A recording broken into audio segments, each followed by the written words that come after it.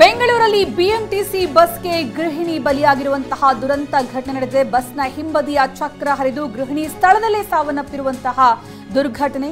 ಬೆಂಗಳೂರಲ್ಲಿ ಬಿಎಂಟಿಸಿ ಬಸ್ಗೆ ಗೃಹಿಣಿ ಸಾವನ್ನಪ್ಪಿರೋದು. ಬೆಂಗಳೂರಲ್ಲಿ ಬಿಎಂಟಿಸಿ ಬಸ್ನ ಅಡಿ ಸಿಕ್ಕಾಕೊಂಡು ಗೃಹಿಣಿ ಮೃತಪಟ್ಟಿರುವಂತಹ ಘಟನೆ. ಬಸ್ನ ಹಿಂಬದಿಯ ಚಕ್ರ ಗೃಹಿಣಿ ಮೇಲೆ ಹರಿದು ಆಕೆ ಸ್ಥಳದಲ್ಲೇ ಮೃತಪಟ್ಟಿದ್ದಾಳೆ. 21 ವರ್ಷದ ಸೀಮಾ ಬಿಎಂಟಿಸಿ ಬಸ್ ಹರಿದು ಮೃತಪಟ್ಟಿರುವಂತಹ ಯುವತಿ.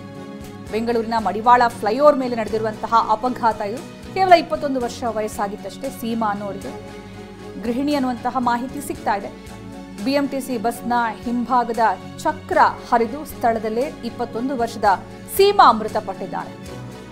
ಇನ್ನು ಬಿಎಂಟಿಸಿ ಬಸ್ಗೆ ಕಿಲ್ಲರ್ ಬಿಎಂಟಿಸಿ ಅಂತಾನೆ ಕರೆಯಲಾಗುತ್ತೆ ಶ್ರಮಂತ್. ಯಾಕಂದ್ರೆ ಸಾಕಷ್ಟು ಅಪಘಾತಗಳಲ್ಲಿ ಬಿಎಂಟಿಸಿ ಬಸ್ನ ಅತಿವೇಗದ ಬಸ್ ಚಾಲಕರ ಅತಿವೇಗದ ಚಾಲನೆ ಕಾರಣ ಆಗಿರುತ್ತೆ. ಇಲ್ಲಿ ಏನಾಗಿದೆ ಇನ್ನಷ್ಟು ಮಾಹಿತಿ ಬರಬೇಕಾಗಿದೆ. ಆದರೆ ಬಿಎಂಟಿಸಿ ಬಸ್ನ ಚಕ್ರಕ್ಕೆ ಸಿಕ್ಕಾಕೊಂಡು ಆಕೆ ಸಾವನ್ನಪ್ಪಿರುವಂತಹ ಮಾಹಿತಿ ಸಿಗ್ತಾ ಇರೋದು.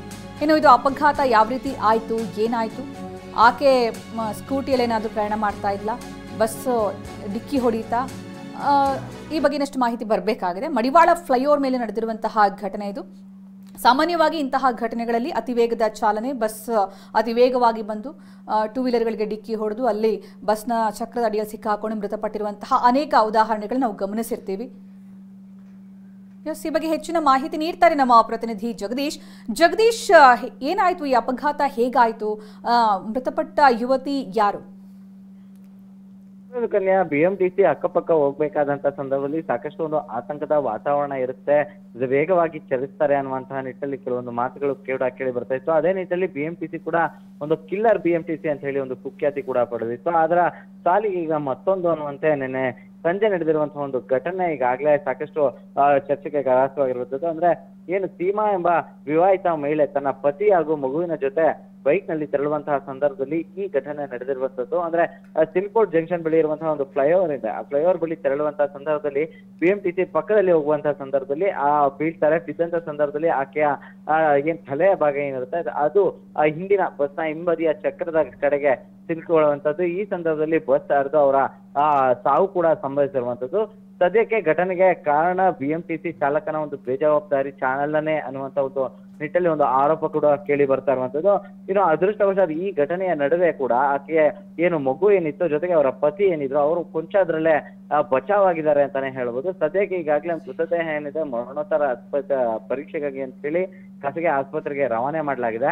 ಇನ್ನು ಈ ಘಟನೆಯ ಸಂಬಂಧವಾಗಿ ಈಗಾಗಲೇ ಆ ಪ್ರಕರಣವನ್ನು ಕೂಡ ಈಗ ಸಂಚಾರಿ ಪೊಲೀಸರು ಈಗ ದಾಖಲಿಸಿಕೊಳ್ತಾ ಇರುವಂತದ್ದು. ಅದೇ ನಿಟ್ಟಿನಲ್ಲಿ ಈ ಘಟನೆ ಯಾವಾಗ ಸಂಭವಿಸುತ್ತೆ, ಆ ಬಳಿಕವಾಗಿ ಈಗಾಗಲೇ ಬಸ್ ಚಾಲಕ ಹಾಗೂ ನಿರ್ವಾಹಕ ಇಬ್ಬರು ಕೂಡ ಪರಾರಿಯಾಗಿರುವಂತಹ ಒಂದು ಮಾಹಿತಿ ಕೂಡ ಲಭ್ಯವಾಗಿರುವಂತದ್ದು. ಸದ್ಯಕ್ಕೆ ಕುಟುಂಬಸ್ಥರು ಯಾವ ರೀತಿಯಾದಂತಹ ಒಂದು ದೂರನ್ನ ನೀಡ್ತಾರೆ, ಆ ದೂರನ ಮೇರೆಗೆ ನಂತರದಲ್ಲಿ ಒಂದು ತನಿಖೆಯನ್ನ ಮಾಡುವಂತ ನಿಟ್ಟಲ್ಲಿ ಈಗಾಗಲೇ ಮಡಿವಾಳ ಸಂಚಾರಿ ಪೊಲೀಸರು ಕೂಡ ನಿರತರಾಗಿರುವಂತದ್ದು. ಸದ್ಯಕ್ಕೆ ಈಗ ಇನ್ಸಿಡೆಂಟ್ ಏನಾಗಿದೆ ಆ ದೇಹದ ಬಳಿಕವಾಗಿ ಮರಣೋತ್ತರ ಪರೀಕ್ಷೆಗೆ ಅಂತ ಹೇಳಿ ಏನು ಖಾಸಗಿ ಆಸ್ಪತ್ರೆಗೆ ಮೃತದೇಹವನ್ನು ಒಂದು ರವಾನೆ ಮಾಡಲಾಗಿದೆ. ಆ ನಿಟ್ಟಲ್ಲಿ ಈಗ ಮರಣೋತ್ತರ ಪರೀಕ್ಷೆಯ ಪ್ರಕ್ರಿಯೆ ಏನಿದೆ ಅದನ್ನ ಮಾಡುವಂತಹ ನಿಟ್ಟಲ್ಲಿ ಈಗ ವೈದ್ಯರಿಗೆ ನಿರತರಾಗಿರುವಂತದ್ದು. ಎಸ್ ಜಗದೀಶ್, ತಿಂಗಳಿಗೆ ಎರಡು ಮೂರು ಈ ರೀತಿಯಾದಂತಹ ಘಟನೆಗಳು ಆಗ್ತಲೇ ಇರ್ತವೆ. ಅದರಿಂದಾಗಲೇ ಕಿಲ್ಲರ್ ಬಿಎಂಟಿಸಿ ಅನ್ನೋ ಹೆಸರು ಕೂಡ ಬಂದಿರುವಂತದ್ದು. ಸದ್ಯಕ್ಕೆ ಸಂಬಂಧಪಟ್ಟಂತ ಅಧಿಕಾರಿಗಳೇನಾದ್ರೂ ಬಂದಿದ್ದಾರಾ? ಪರಿಹಾರದ ವಿಚಾರಕ್ಕೆ ಸಂಬಂಧಪಟ್ಟಂತೆ ಏನಾದ್ರೂ ಮಾತುಕತೆ ಆಗ್ತಾ ಇದೆಯಾ? ಹೇಗೆ ಸದ್ಯಕ್ಕೆ ಇನ್ನೂ ಅದರ ಬಗ್ಗೆ ಮಾಹಿತಿಗಳು ತಿಳಿದು ಬರ್ಬೇಕಾಗಿದೆ ಸುಮಂತ್. ಯಾಕಂದ್ರೆ ಈಗಾಗಲೇ ಏನು ಮೃತ ವ್ಯಕ್ತಿ ಇದ್ದಾರೆ, ಅವರ ಪತಿ ಗುರುಮೂರ್ತಿ ಅನ್ನುವಂಥವ್ರು, ಅವರು ಕೂಡ ಈಗಾಗಲೇ ಬೆಸ್ಕಾಂ ನಲ್ಲಿ ಕೆಲಸ ಮಾಡ್ತಾ ಇದ್ದಾರೆ. ಕಳೆದ 8 ವರ್ಷಗಳಿಂದ ಅವರು ಲೈನ್ ಮ್ಯಾನ್ ಆಗಿ ಕೂಡ ಕೆಲಸ ಮಾಡ್ತಾ ಇರುವಂತದ್ದು. ಇದಂದ್ರೆ ಇವರು ಮೂಲತಃ ವಿಜಯನಗರ ಜಿಲ್ಲೆಯವರಾಗಿದ್ದಾರೆ. ಏನು ಗಂಡ ಈ ತರ ಒಂದು ಕೆಲಸದಲ್ಲಿ ಬೆಂಗಳೂರಲ್ಲಿ ಇರುವಂತಹ ನಿಟ್ಟಿನಲ್ಲಿ ಇಡೀ ಕುಟುಂಬ ಬೆಂಗಳೂರಿಗೆ ಒಂದು ವಾಸವಾಗಿತ್ತು. ಸದ್ಯಕ್ಕೆ ಈ ಘಟನೆ ನಡೆದಿರುವಂತಹ ನಿಟ್ಟಿನಲ್ಲಿ ಎಲ್ಲೋ ಒಂದು ಕಡೆ ಬಿಎಂಟಿಸಿಯ ನೆಗ್ಲಿಜೆನ್ಸ್, ಚಾಲಕನ ಬೇಜವಾಬ್ದಾರಿತನಕ್ಕೆ ಈ ರೀತಿಯಾದಂತಹ ಒಂದು ಇನ್ಸಿಡೆಂಟ್ ಆಗಿದೆ ಅನ್ನುವಂತ ಒಂದು ಆರೋಪ ಕೂಡ ಕೇಳಿರುವಂತದ್ದು.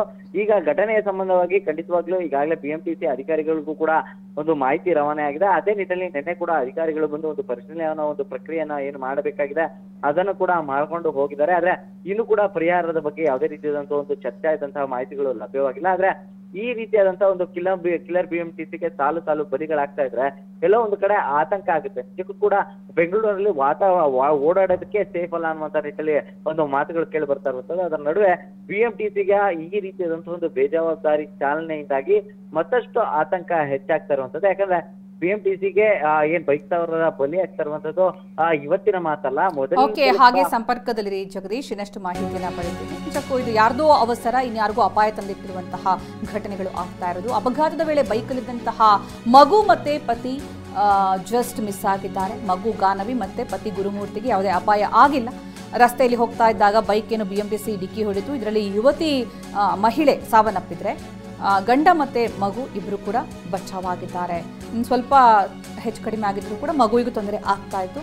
ಜಸ್ಟ್ ಮಿಸ್ ಆಗಿದ್ದಾರೆ. ಅವರ ಅದೃಷ್ಟ ಚೆನ್ನಾಗಿತ್ತು, ಆದರೆ ಮಹಿಳೆಯ ಅದೃಷ್ಟ ಕೈ ಕೊಟ್ಟಿತ್ತು ಈ ಸಂದರ್ಭ. ಇನ್ನು ಒಂದು ಶಮಂತ್ ಗಮನಿಸಬೇಕು, ಬಸ್ಸಲ್ಲಿ BMTC ಬಸ್ಗಳೆಲ್ಲ ಓಡುವಂತಹ ರೀತಿ ಅಂದರೆ ದೊಡ್ಡ ವಾಹನ ನಮಗೇನು ಆಗಲ್ಲ, ಏನಾದ್ರು ತೊಂದರೆ ಆದರೆ ಬೇರೆಯವ್ರಿಗೆ ಆಗುತ್ತೆ ಅನ್ನುವಂತಹ ಆ ಒಂದು ವರ್ತನೆ ಇದೆಯಲ್ಲ, ಧೋರಣೆ, ಅದರಿಂದನೇ ಬಹಳಷ್ಟು ಅಪಘಾತಗಳಾಗುತ್ತೆ. ಯಾಕಂದರೆ ಬಸ್ಸಲ್ಲಿ ಇರುವಂಥ ಚಾಲಕರಿಗೆ ತೊಂದರೆ ಆಗೋದು ಬಹಳ ಅಪರೂಪ. ಯಾವುದಾದ್ರೂ ಲಾರಿಗೆ ಗುದ್ದಿದ್ರೆ ಮಾತ್ರ ಆ ರೀತಿಯ ತೊಂದರೆ ಆಗುತ್ತೆ. ಆದರೆ ಈ ಥರ 2 ವೀಲರ್ಗಳಲ್ಲಿ ಓಡಾಡೋರು ಸಿಕ್ಕಿದಾಗ, 2 ವೀಲರ್ಗಳಲ್ಲಿ ಯಾರು ಪ್ರಯಾಣ ಮಾಡ್ತಾ ಇರ್ತಾರೋ ಅವರಿಗೆ ಜೀವಾಪಾಯ ಕಟ್ಟಿಟ್ಟ. ನೀವು ಹೇಳಿದಾಗೆ ಇನ್ನು ಕಾನೂನು ಕ್ರಮದ ವಿಚಾರಕ್ಕೆ ಬಂದರೂ ಕೂಡ ಇನ್ಸೂರೆನ್ಸ್ ಇರುತ್ತೆ ಅಥವಾ ಇನ್ನೊಂದೇನೋ ಆಗುತ್ತೆ, ಆ ರೀತಿಯಾದಂತಹ ನೆಗ್ಲಿಜೆನ್ಸಿ ಕೂಡ ಇರ್ಬೋದು ಅಂತಾನೆ ಅನ್ಬೋದಾಗುತ್ತೆ. ಅದರಿಂದಾಗಿನೇ BMTC ಸಂಬಂಧಪಟ್ಟಂತ ಅಧಿಕಾರಿಗಳೇನಿದ್ದಾರೆ ಸೂಕ್ತ ಕ್ರಮವನ್ನು ತೆಗೆದುಕೊಳ್ಬೇಕಾಗುತ್ತೆ. ಇದ್ರ ಜೊತೆಗೆ ಪರಿಹಾರದ ವಿಚಾರಕ್ಕೆ ಸಂಬಂಧಪಟ್ಟಂತೆ ಕೂಡ, ಯಾಕಂದ್ರೆ ನಾವು ಗಮನಿಸ್ತಾ ಇದ್ದೀವಿ ಯಾಕೆ ಕಿಲ್ಲರ್ BMTC ಅನ್ನೋ ಹೆಸರು ಬಂದಿದೆ ಅಂತಂದ್ರೆ, ತಿಂಗಳಲ್ಲಿ ಏನಿಲ್ಲಾಂದ್ರೂ ಒಂದು 2-3 ಅಂತೂ ಈ ರೀತಿಯಾದಂತಹ ಅಪಘಾತಗಳು ಆಗ್ತಾ ಇರುವಂತದನ್ನ ನಾವು ನೋಡ್ತಾ ಇರ್ತೀವಿ. ಸಾವಿರಬಹುದು ಅಥವಾ ಆಕ್ಸಿಡೆಂಟ್ ಆಗುವಂಥದ್ದು, ಈ ರೀತಿಯಾಗಿ ಸಾಕಷ್ಟು ಪ್ರಕರಣಗಳು ಆಗ್ತಲೇ ಇರ್ತವೆ. ಅದರಿಂದಾಗಿ ಸಂಬಂಧಪಟ್ಟಂತಹ ಅಧಿಕಾರಿಗಳು ಇಂತಹ ವಿಚಾರಗಳಲ್ಲಿ ಅಕಸ್ಮಾತ್ ಡ್ರೈವರ್ ನೆಗ್ಲಿಜೆನ್ಸಿ ಇತ್ತು ಅಂತಂದ್ರೆ ಕಾನೂನಾತ್ಮಕವಾಗಿ ಕಠಿಣ ಕ್ರಮಗಳನ್ನು ಒಂದೆರಡು ಪ್ರಕರಣದಲ್ಲಿ ತೆಗೆದುಕೊಂಡ್ರೆ ಈ ರೀತಿಯಾದಂತಹ ಘಟನೆಗಳು ಸ್ವಲ್ಪ ಕಡಿಮೆಯಾಗುವಂತಹ ಸಾಧ್ಯತೆಗಳು ಇರುವಂತದ್ದು ಕೂಡ ಇರುತ್ತೆ. ವೇಗದ ಮಿತಿಯನ್ನ ಅತ್ಯಂತ ಸ್ಟ್ರಿಕ್ಟ್ ಆಗಿ ಫಾಲೋ ಮಾಡಬೇಕಾಗಿದೆ ಚಾಲಕರು ಕೂಡ.